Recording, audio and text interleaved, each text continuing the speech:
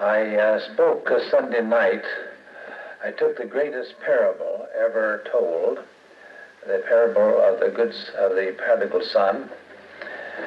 And Monday morning, I took the Sermon on the Mount, the greatest sermon ever preached, and expanded on that. I believe in taking the vital things in the Bible, mastering just one of them even. You've got something. I believe in sitting down in front of a great truth in the Bible and getting it. Monday night I took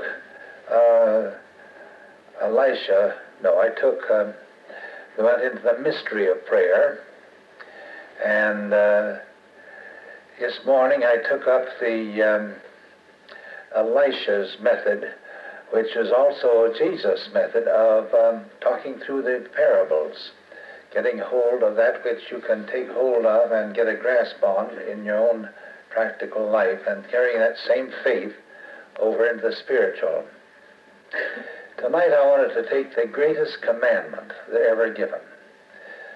Love the Lord thy God with all thy strength and all thy mind and all thy heart and all thy soul.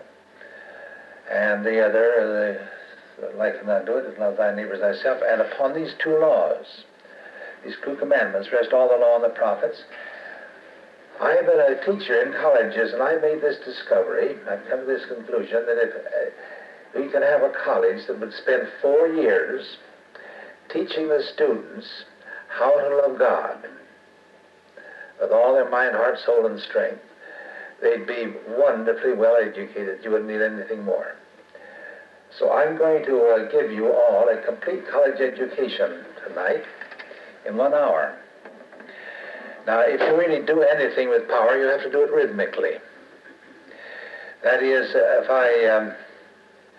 if I breathed out and just wanted to breathe out and never breathed in, well, I'd be dead. Or if I just breathed in and never took time to breathe out, everything in life is done in a rhythmical way, even the beating of the pulse and the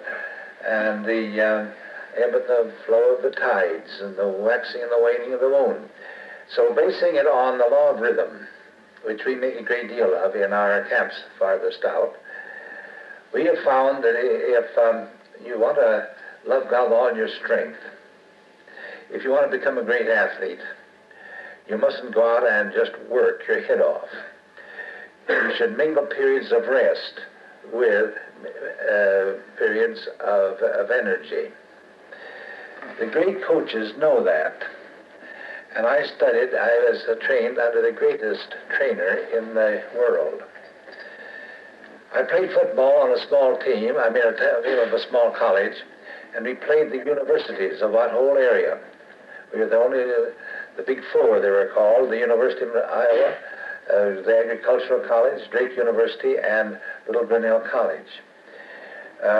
We won more track meets than all the other three combined. And if the coach would put in 11 men, and those 11 men would play clear through the game. We didn't have 3 sets of backs. But he'd have us all lie down on our backs the Friday afternoon before the game, the old trainer would, and he'd say, now you're storing up that energy. I did was after I graduated, was to come back to my own home high school, and my brother, Morton, was captain of the track team. He could jump 4 feet 11, and he said there are 4 boys over in the West High that can jump 5 feet 4. I said, well, don't you worry. When the big meets come, you're going to beat all of them. Now, it's not known, but generally known, that the jumping muscles are like rubber, and you have to let them rest and get their recuperate. And so I told them, so I had him rest and build up. And he won the city meet, and he won the state meet. And then when, I hear some old pals of mine coming in. They're coming from all over the United States, it seems. They had to put in some special chairs to make room for them. Well, now, when he went to college, I was coaching in another college. And the coach worked him so hard that he became the pole vaulter for that college. And he, when his last year came, I wrote him, I'm going to be your coach. I'm going to coach you by correspondence. You're to just go out every other day. You're to lay off every other day, and then before the Missouri Valley meet, where all the universities of the Missouri Valley meet for the championship of the Middle West, you're to lay off the whole week before that contest. Well, the coach was right on his heels all the time. He's holding him up as the worst example of laziness. He threatened to fire him. If he'd had anybody else as good as he was, he'd have fired him only too quick. But when the Missouri Valley meet came, it was after the colleges were out. And I could get home, and I sat in the great stadium with my father watching the meet. It finally ended up that the championship lay between Missouri University and Little Grinnell College. And it all depended on who'd win the pole vault, and he was vaulting against three men who defeated him in years before. But this year he had all the bounce and the strength there because he had saved it up, and he won that, and won the championship for Little Grinnell College. I know whereof I speak in the physical realm, but we didn't come here to talk athletics. We came here to learn how to love God with all of your strength, yes. Well, then that by the by serious, don't wear yourself out. Take a little time to be quiet and relax your body at times, and then when the time comes when you really need it, sail into it. Don't be afraid to have little lazy periods during the day. Regularly, I take a little period after lunch. I have a tryst with God in a horizontal position, and I hold that just as sacred as any other hour. Then I'm full of pep when the evening comes, and ready to just rearing to go. But if I didn't get that little rest, I might not be so good. But now, come to love God. I'm going to have you have an imaginary blackboard here, and I put the word tension above and relaxation beneath. An alternation of tension and relaxation. You tense your muscles, all the blood is forced out. Then you relax, and the blood comes flowing back, and that gives you the strength. The relaxation is more important than the tension. Now, when you come over to love God with all your mind, above the upper level is enthusiasm, and under it is stillness. I was dean of McAllister College for years, and I passed on all the freshmen that came in. I had to look at their application blanks to see if they'd graduated from an accredited high school. I got so bored looking at papers, I wanted to look in the eyes of those boys and girls and see if they were an accredited boy. I didn't care whether they came from an accredited high school. I want to know if they were an accredited boy. He might be a cigarette-smoking, gambling, good-for-nothing fellow that happened to have gotten through with an accredited high school. Abraham Lincoln couldn't get to McAllister College. He hadn't gone through an accredited high school. Thomas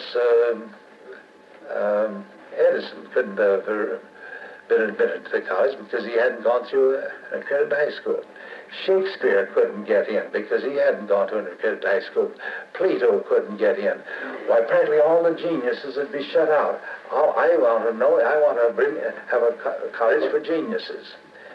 So in the high school, where I taught in high school a few years before I went to college work, I was reading, in one of my classes, I was reading from Robert Louis Stevenson's, one of his books, and I saw it was about time for the hour to be up, and I said, well, I'll have to stop here and continue this tomorrow.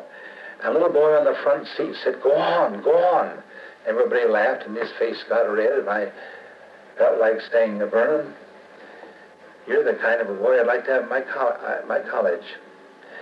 You had such enthusiasm, you just forgot that anybody else was around.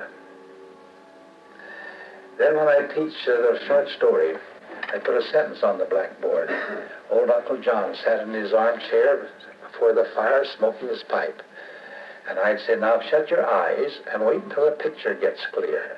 Wait until you see the light on his face and the wrinkles coming out and the shadows in the room and a different room from any other room, a different face than any other face. When you begin to see it clearly, then write, and write fast with enthusiasm. But first of all, have stillness. Well, one of the boys might poke the mother and say, Harry, you're going to sleep. And he'd say, Bill, what girl are you going to take to the party tonight? I'd say, I'm sorry, Bill and Harry, you don't belong in my college because you can't get still. I have found that the great poets and the great geniuses have a capacity for enthusiasm and a capacity for stillness. I don't care whether they've gone through high school or not. Edison is so enthusiastic he'd forget his meals. Wordsworth would get so still in the presence of a person, get enthusiastic in the great field of daffodils. The next day he'd go out and sit in his garden, get very still until that whole picture came. He got filled with enthusiasm again, then he'd write down the great poem that's become a history. So those are the things I look for.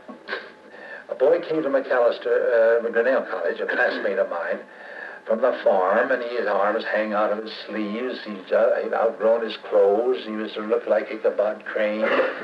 He's awkward, and I don't think he ever got better than a C in any of his studies. But he went out to sell books at the end of his freshman year, and he sold more books than anybody in America, made enough money to pay his way through college. And the next winter, he said to me, my company is going to give me a commission on all the boys I can get to go out on to sell books. Won't you go out? I said, I should say not. My mother told me that book agents had little horns and cleft hoofs, and I should say I would. Well, the trainer from Chicago is going to be in my room tonight, and I got a bunch of the boys coming up, and you'd learn a lot. You don't have to go out, but you learn a lot of new things. And I said, well, I'd be glad to do that. Well, this trainer is about 7 feet long. His legs, he crossed his legs. They went across the room, and he told us how he just had to, our mother could make us a little bag to carry under our coat, and that would hold our prospectus. We could walk right into a house. Nobody would know we were a book agent. All I had to do is to memorize 3 speeches, one for mothers, and one for businessmen, one for other people. And then if at the end, if you'd hold out for 90 days, they'd give you a salary for every month, regardless of whether you sold a book. Well, that finally won me over, and I went out. And then in the first month, I hadn't sold enough books to buy my breakfast. And the company saw they were going to lose money on me, because I'm like that Irishman who said, if you don't look out, I'll stick my nose between your teeth and I won't let go. I was going to hang out for 90 days. It had brought me nervous prostration. So they said, we're going to have you spend a few days, shifting you to another territory. You haven't sold anything there where you are. We're going to shift you to another territory, and we're going to have you spend a day in Marshalltown, going around with William Paul, this awkward fellow that didn't even get C's, and see how he sells books.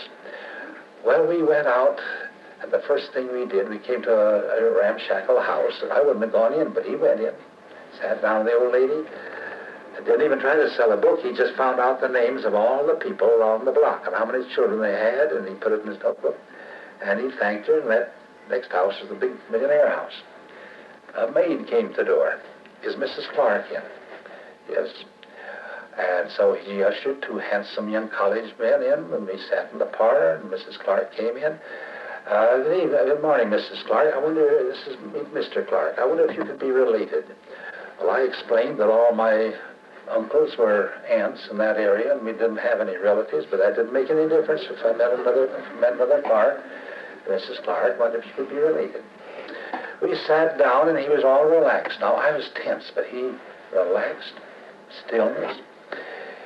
A fly came on his knee, and he caught the fly. I discovered how to catch flies. Don't do it that way. Do it this way. And I figured if a man can be so relaxed that he can catch flies while he's selling a book, there's something remarkable about him.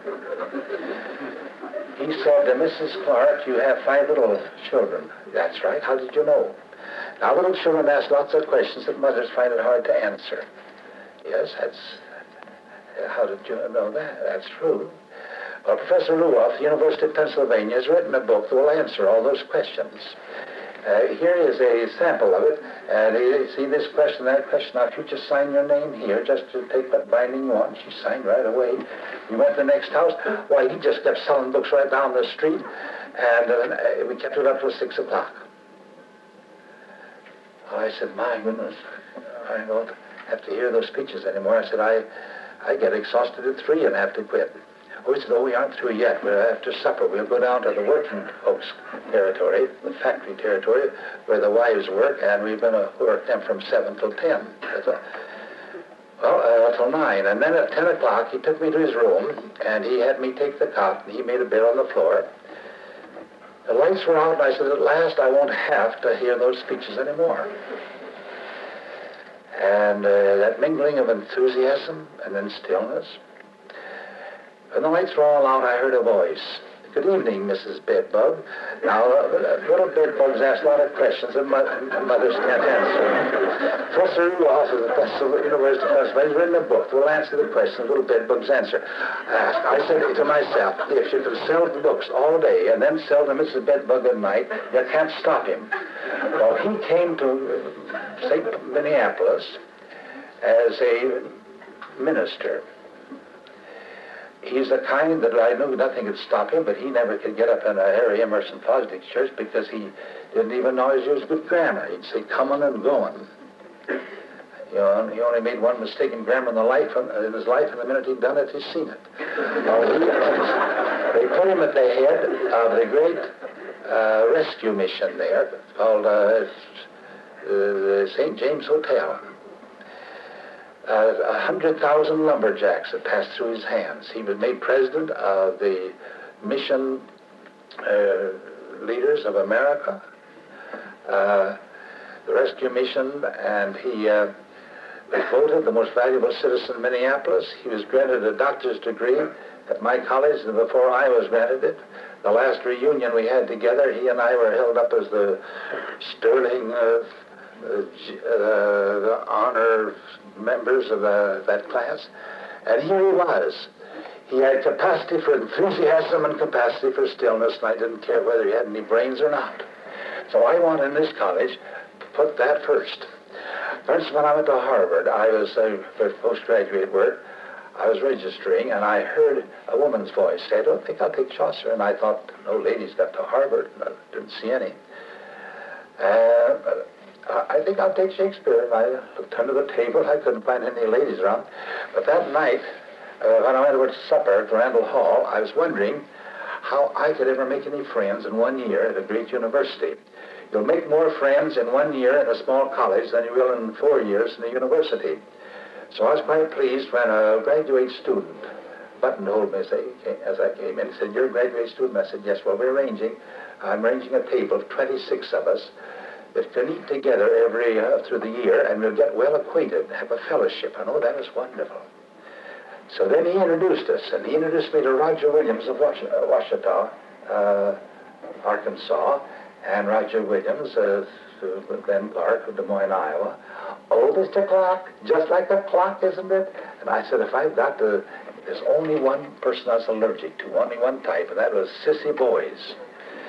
Well, I sit at a table with that sissy boy, so I always took pains to sit far away from him. But presently I found around him everybody was excited because he was always coming with such enthusiasm. Telling about Professor Kittredge, what he did this morning and so on. And he said, oh, he had one day he said, he was always praising his grandmother.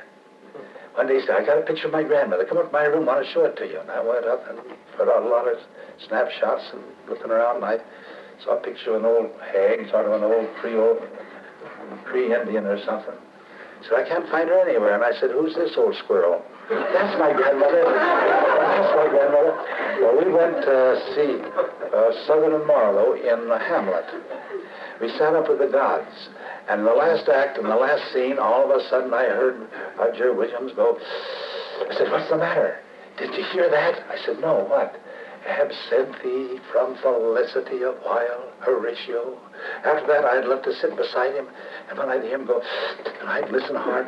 You know, I'll tell you, Don't be afraid to be enthusiastic about your religion. And don't be afraid to have a little quiet time when you can just be alone with God. Now that's the way to love God with all your mind. It lets your mind come through. But that isn't all. Let's love God with all your heart. Let's put above the line here, desire and under it relinquishment. Now over in India, I found the Buddhists and some of those groups, if they wanted to become great masters or saints, they said you should abolish all desire. Just sit out there with a begging cup and don't have any desires. At least perversions, at least all kinds of abnormal things. Jesus said, I believe in desires. He picked Peter, who had tremendous desires, wanted him to build temples, tabernacles, and he said, you have to suppress him. Peter, James, and John, sons of thunder. One of them said, I want to be, why don't you put me on the right hand of you? Once and put me, sit on your left hand. But that must be balanced. With what? With a willingness to relinquish it. He put a little baby in their midst and he said, it's all right to have these strong desires if you're willing to be humble. If you want to be a leader, you must be willing to be a servant. He will be first, shall be as a servant, and he be greatest of all, shall be as a slave. And so I would like to have, as a dean, I would like to have had the freshmen to have a special confessional sort of with me. I'll say I'll drop it into a well. I won't tell anyone. I say, now, young man, what is it you'd like to achieve when you're in college? Well, I'd like to be captain of the football team before I graduate. Oh, that's all right. Now, you be willing to relinquish it, go out, work hard, help the captains and the other players, and the day may come when you can get that. If you have that desire, maybe God will bless it, provided you're willing to relinquish it. Young lady, what would you like to be? Well, I'd like to be made Queen of the May sometime, but I won't tell anybody. They'll think yes, I'll just forget that. Now, all you need is to relinquish it. My cousin Carrie and I, she was 9, I was 9, oldest in our families, we sat down one day together and talked of our future. And she said that she'd like to become rich and put on style. Anything I hated was to have to put on style, even to dress up for a church. I didn't like it. I'd like to go barefooted all summer and just be roam the hills like a little wild colt. And I said I wanted to become famous, a famous writer. She said, I suppose you'd want to wear long hair and live in the garret. Well, I haven't had either of those honors yet. But 30 years went by, and I found she was just working in a 10-cent store in Milwaukee. I hadn't written anything that anybody'd want. I remember I called on her in Milwaukee, and she asked if I'd written anything, and I said no. But on the way home, I realized that my students were writing better than I had written when I was in college. Of course, they had a better teacher. And so I relinquished my desire to become a famous writer and threw my energy into making them famous writers. And when I forgot myself and threw myself into that, one of the boys one day asked me how I prayed. Teaching English, coaching athletes, you know how to pray. You don't intend to write a book. I never did. But I went into my room and I said, Lord, will you just take hold of this pencil and answer that question? And I was amazed at what came out. And I read it to a group the next day, and they said, that's too good for us. Says, for us, why don't you send the Atlantic? Well, I knew the Atlantic didn't accept religious articles. But I mailed it, and to my amazement, they said, send a half dozen more like it. And I found myself, and that is now, this is the 31st year. And this is the 31st edition. Every year they bring out a new edition. And they're publishing it in England, spreading it over Europe. And I've written 20 other books and 20 pamphlets. Now, how did all this happen after I was 40 years of age? When I relinquished, and I said, I'm going to teach these others how to do it and forget myself, power came through. Well, she also got religion. She'd been the most selfish one of all my relatives. And she began to seek to help others. One evening, she was crossing a street, and under a big arc light, she got a bug in her eye. She went to the corner drugstore, and a handsome, tall stranger took out a clean handkerchief and extracted the bug from her eye. But in the process, he got a bug in his eye. And after several months of courtship, he invited her to be his wife, and then he broke the news that he was getting $25,000 a year, and he'd like to have her put on style. When we had a camp last year down in Florida, she's down there, a widow, but living in she came to hear me for the first time and heard me give this talk, and found that she'd become famous forever wherever I go. I tell the story about how she and I had some wishes when we were 9 years old, and then we relinquished them, and 30 years later, they came to pass. Now, no one should accuse me of treating God as a cosmic bellboy. If I rang for hot water and the bellboy brought it up 30 years later, I wouldn't call that a very cosmic bellboy. But I discovered you don't have to wait 30 years if you honestly want something. Honestly, frankly, have a soul sincere desire, and they're willing to relinquish it and say, Lord, I'm willing to give this up if you have anything better. I think he rather likes to have us honest and tell him definitely what we want. Well, to want a thing and then relinquish it. And now over here, that's to love God with all your heart. Now to love God with all your soul, you're to love.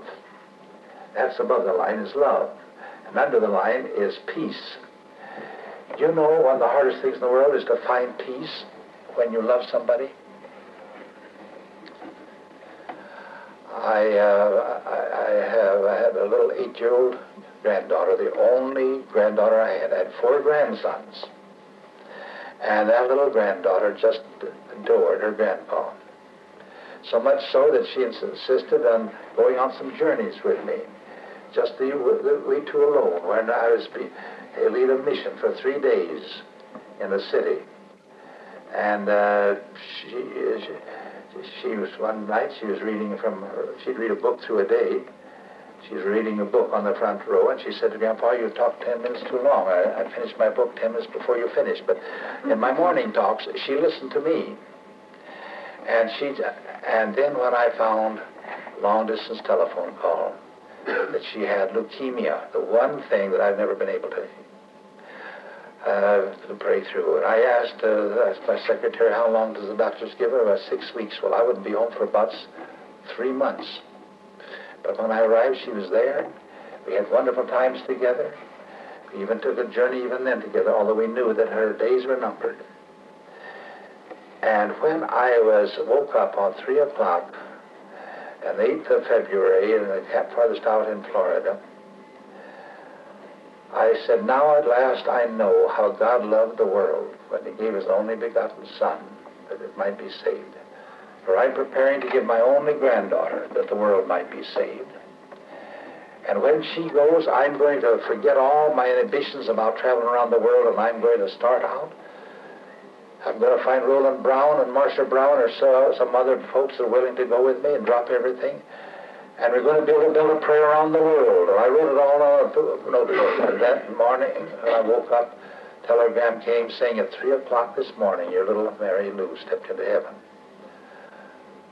Well, she hadn't been there very long before she picked out, and she promised she's going to do this. For she loved to talk about heaven. She just loved to talk about it.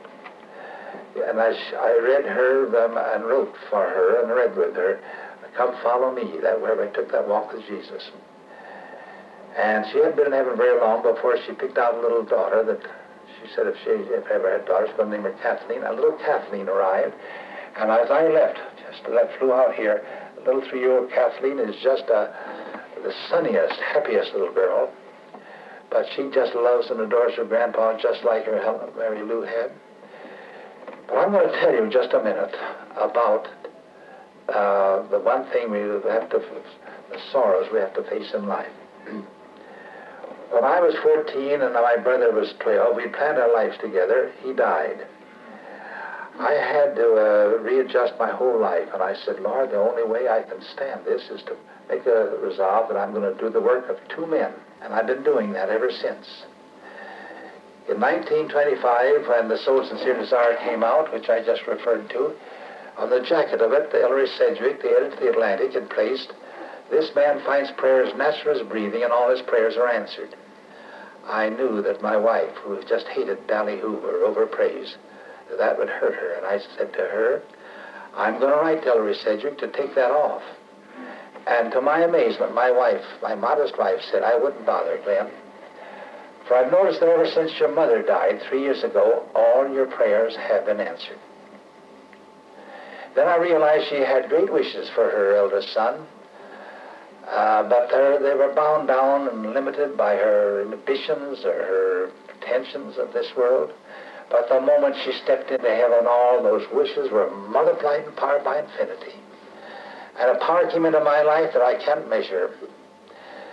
Starr Daily, and one that I'm so surprised so many of you folks here haven't heard. He's the really greatest speaker of us all when he's at his best. But when he is really right on the ball. He is just, you'll think you're listening to Abraham Lincoln. 25 years in the underworld, pronounced incorrigible by all the psychiatrists and all the judges. His dear father spent fortunes trying to get the best lawyers for him. Prayed about it, never got any results. Even while he's praying for him, he'd just be plotting another crime.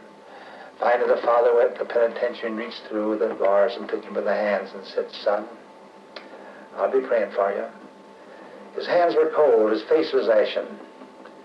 He was in despair. That father went home. That son was incorrigible, looked straight into his eyes, just filled with hate as ever. The father laid down and died. And then, a few nights after the father was in heaven, that wishes then of the father were released in part by infinity. Down on this earth, money and attorney is the best in the world. Couldn't do what that wish went out with unlimited power. I believe I told you that today then, that he'd been hanging in the cuffs for 15 days, and they laid him out on the cold floor of the solitary confinement, and the vision of Jesus came to him that night. He'd never seen such love in any eyes, and it just threw the heat out of him like poison's drawn out of a wound, and from that moment he was a new man. Changed like that, and he said, oh, if my father had only lived to have seen this change. I said, if your father had lived, you'd have been rotting away over that San Quentin right now. The only way your father could reach you was to step right into heaven and let the power be released. Here was St. Paul, or Saul of Tarsus rather, holding the clothes of Stephen and others. Stephen had done his best to win Saul over, and he failed. But as he died, he said, don't hold this against them. Stephen hadn't been in heaven very many days before his wish went out and multiplied in power by infinity.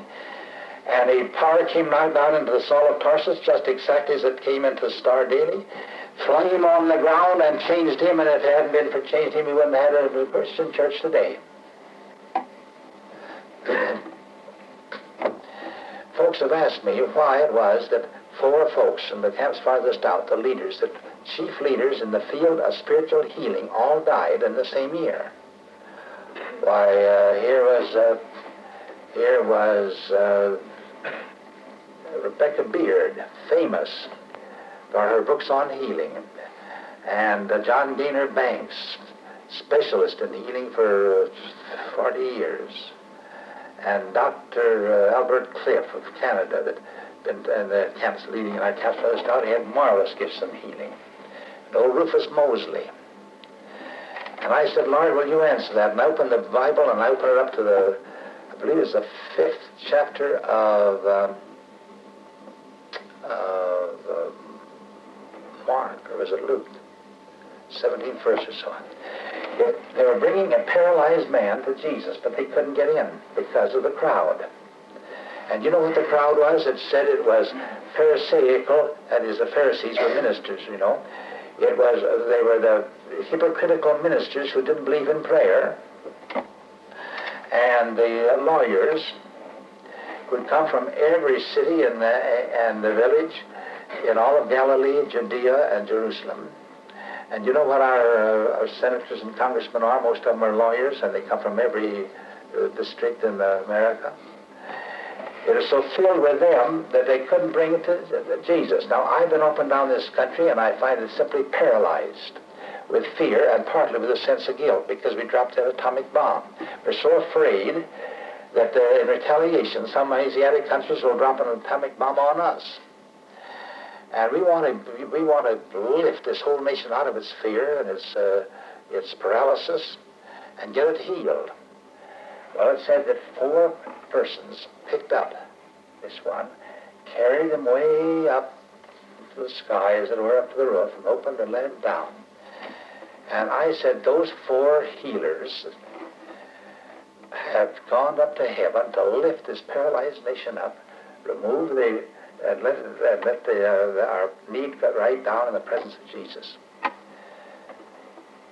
I said, next year they're going to see some wonderful things happening, and they began to happen. We had a most marvelous Congress of Prayer in Washington. The greatest thing, Edward Elson said that it's ever struck in Washington. And Edward Elson is the pastor of President Eisenhower. We had a most wonderful time. Meetings were just wonderful.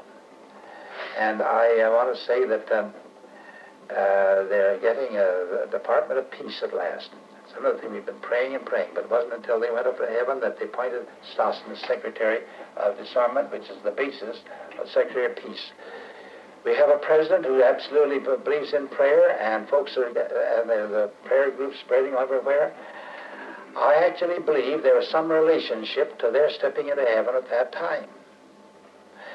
And I made a list of the folks, the students, in the 30 years I've been at Macalester College, who caught this thing vitally. And I was amazed to find that practically everyone had an empty chair in their home. A sister gone, a brother gone, a father gone, or a mother gone. Or else, if they, so I have found, if any of you have lost any dear one, don't bemoan the fact. Just say, you're a little nearer heaven. You're up there, nearer the throne. Open the windows of heaven and let the power of God come down to your brothers, your sisters, to me, to all the family, to others. And you begin to find a power flowing through. And I think 3/4 the power that I have is because I lean on, I know my loved ones in heaven are opening the sky more completely for God to break through. And so Jesus said, he that would save his life will lose it. Now, if you have a great yearning, I have when my 2 daughters had the scarlet fever, and then in 3 weeks they turned for the worse, and their throats closed, and the doctor, and they couldn't even drink water. They could breathe, but a little more, and they couldn't breathe. So the doctor said, we've got to send for an ambulance, to have them taken to the city hospital and watched carefully. I lost a little girl last week, wasn't nearly as sick as they are. And when they left, we had 2 nurses. One was a practical nurse, and one was a special nurse. The special nurse was a Christian Scientist, and the practical nurse was a Catholic. We could hear them sobbing in the kitchen. We could hear them say they'll never see their daughters again. 18 times mothers had, their child had been given up for dead. And in each case, I asked them to be willing to give them completely the father to take them if he wanted to. And when they completely gave them, in each case, they came back. So my wife said, now, I've had a weak heart because I had scarlet fever. And I don't know if I'd want my little girls to come back if they'd have to go through life as like birds with a broken wing. And you had these other mothers give their children up, so we must do that. So I had a prayer. I put my arms around Louise, and I said, Lord, if you want to take those daughters to heaven, we're going to promise that we'll do our best to make our home as much like the kingdom of heaven as we can.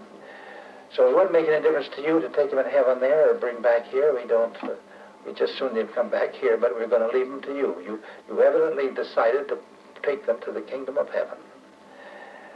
Well, in 3 weeks they were healed, And they came back with the glow of heaven in their eyes. And whenever in the college they wanted someone to pose, you know, at Christmas time as a Madonna, they always select one of my daughters.